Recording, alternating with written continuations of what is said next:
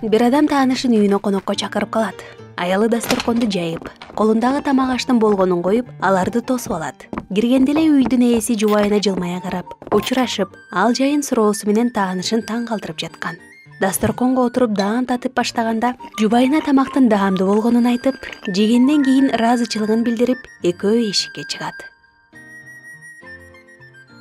Эшиктен үйдүн ээсине таанышы: Айтсаң я, сен эмнеге эле аялыңа мынчалык жагалданып турасың? Биз киргенден чыккан чакты аны мактап эле жатасың.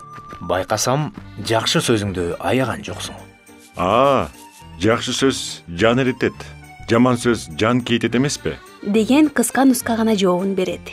Муну уккан берки адам үйүнө келе жатканда эле мен да аялыма жакшы мамиле кылып көрөйүнчү, эмне болор экен деп ойлойт.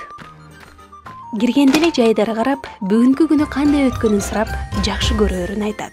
Ошондо аялы: Сен жумушка кеткенде эле электр жарык өчкөн. Суу трубасы да сынып калган аз келгенсип, арка өздөгү байкеңдер келип, ар нерседен кыйкымтап, нервиме тийишти. Мына анан тамак эми оозго тиерде, сен минтип ичип алып, ал акыбалымды сурамыш болуп олтурасың.